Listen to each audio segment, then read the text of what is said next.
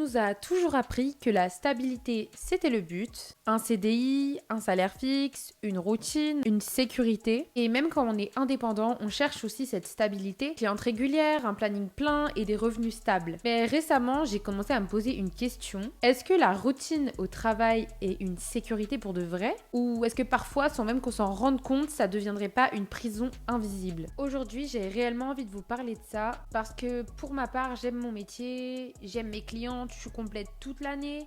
C'est un métier qui me passionne énormément et pourtant, j'ai clairement décidé de ne pas le faire toute ma vie. Salut, pour celles et ceux qui ne me connaissent pas, moi c'est Tiffaine et sur cette chaîne je partage mes réflexions sur l'évolution personnelle. Soyons honnêtes 2 minutes. La routine c'est quelque chose qui rassure, c'est complètement normal. On va au travail, on rentre, on a les enfants, on est sûr d'avoir un salaire fixe à la fin du mois, on est sûr que quoi qu'il se passe, on a notre sécurité financière. Et quand on a un CDI, c'est encore plus clair parce que le salaire est fixe, on a des congés payés, on a 5 semaines de vacances par an et en général, même quand on est indépendant, on recherche la même chose. On recherche une clientèle fixe, on recherche à avoir approximativement le même salaire qui tombe tous les mois ou encore avoir un planning stable et faut bien se rendre compte que le cerveau adore ça parce que quand on n'a aucune incertitude, on a moins de stress et du coup moins de peur. Alors très souvent cette routine elle est géniale, ça nous permet d'avoir une sécurité aussi bien financière que dans la tête, mais le réel problème survient quand on commence à arrêter de se poser des questions. Dans la plupart des cas, notre cerveau se met en pilote automatique, il a ses habitudes et il ne cherche même plus à savoir ce qu'il pourrait faire en plus, ce qu'il pourrait faire pour améliorer son quotidien. La plupart des gens aiment être dans cette routine et leur cerveau s'y habitue. La plupart du temps, on a des projets ou alors on a des choses qu'on a envie de concrétiser et puis les semaines, les mois, les années passent sans qu'il ne se passe absolument rien. On finit par ne rien faire. Nos projets n'aboutissent pas simplement parce qu'on est ancré dans notre routine. On se dit je verrai plus tard, je changerai quand j'en aurai marre. Oh mais je suis bien dans ce travail-là, mon salaire me convient, mes collègues sont top. Mais il faut savoir que cette routine et cette habitude peut durer une dizaine d'années. Le vrai danger, c'est pas d'essayer et d'échouer. Le vrai danger, c'est de s'endormir et de s'habituer à cette routine dangereuse. Parce que tu sois en CDI ou indépendant, il faut savoir que le temps est compté. Si on peut prendre mon exemple, je suis indépendante, je travaille à quasiment 40-45 heures par semaine, mais à côté de ça, j'ai aussi YouTube. Donc, j'essaye de diversifier mes potentielles sources de revenus pour préparer mon avenir. Parce que j'ai complètement conscience que ce n'est pas en restant toute la journée à faire les ongles et en ayant un seul revenu que je vais pouvoir diversifier mes rentrées d'argent ou encore préparer ma retraite convenablement. Si je reste dans ce schéma, malheureusement, je vais partir à la retraite à 60 ans comme 90% des gens. Souvent, on se dit « Oh là là, mais je travaille déjà 35 heures par semaine, je suis fatiguée, mais qu'est-ce que tu veux que je fasse de plus ?» Mais il y a une multitude de choses que tu peux faire en plus. Essaye de te poser la question de ce que tu aimerais faire dans 10 ans. Si dans 10 ans, tu te vois toujours dans le même boulot, ou bien si ton objectif, c'est plutôt d'arrêter de travailler ou encore réduire tes heures. Est-ce que dans 10 ans, ta capacité physique sera la même qu'actuellement? Est-ce que même mentalement, ça va suivre? Si je peux toujours prendre mon exemple, j'adore mon métier, j'en suis fan. Par contre, j'ai complètement conscience que dans 10 ans, c'est impossible pour moi de faire le même métier. Je sais pas si vous vous rendez compte que je suis sur une table, le cou en avant, le dos replié. Et c'est normal parce que littéralement, je peux pas faire différemment pour ce boulot-là. On est tordu, les prothésistes ongulaires, les lâches-tech, les masseuses. On a toutes des métiers où notre corps finit par en prendre un coup.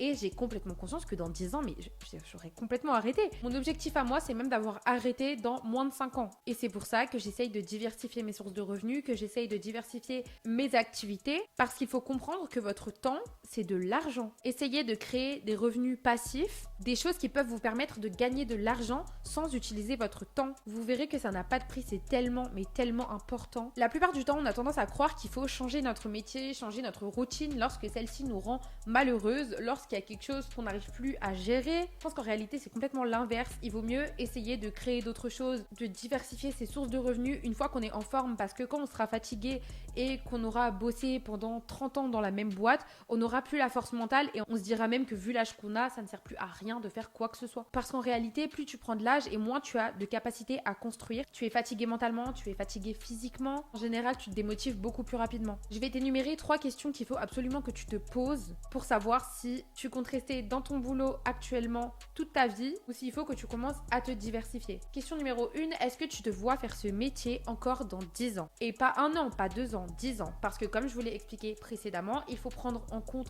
votre capacité physique, votre capacité mentale, mais également le potentiel burn-out que vous pourrez faire si jamais vous êtes dans le même métier depuis une dizaine d'années, avec les mêmes collègues, le même schéma, le même train-train quotidien. Deuxième question, est-ce que je suis en capacité de pouvoir créer quelque chose à côté de mon boulot? Que ce soit un business en ligne, que ce soit développer ses réseaux sociaux ou encore ouvrir une petite entreprise. On est tous en capacité de réaliser des choses. Il y a des filles qui font du crochet, il y en a qui font les ongles, les cils, il y a des gens qui font des massages. Vous avez par exemple une multitude de formations que vous pouvez faire où vous pouvez mettre vos services sur le marché pour les gens. J'espère que mes explications sont claires, mais en gros, tout ça pour dire que vous avez une multitude de choses que vous pouvez mettre en place pour diversifier vos revenus et soit à la longue baisser considérablement votre temps au travail. Donc par exemple, réduire vos heures, vous mettre en mi-temps ou encore mieux même complètement arrêter votre activité. Parce que la plupart du temps, c'est quand on s'y attend même pas que l'activité qu'on a voulu développer à côté de notre boulot prend de l'ampleur et qu'elle peut clairement nous permettre de stopper entièrement notre activité. Donc c'est juste génial quand on en arrive à ce point. Et il faut savoir que ça n'arrive pas qu'aux autres. Et troisième question qu'il faut vous poser, c'est est-ce que je choisis ma routine ou est-ce que je la subis? La plupart des gens se disent qu'ils adorent leur boulot, qu'ils adorent leurs collègues, etc. Sauf qu'on va pas se mentir qu'on est tous pas contents quand arrive le lundi matin et qu'il faut retourner travailler. Et quand on en est à ce stade, c'est que notre routine ne nous correspond pas tant que ça. Alors posez-vous la question, est-ce que vous êtes content le lundi matin quand il faut aller au travail?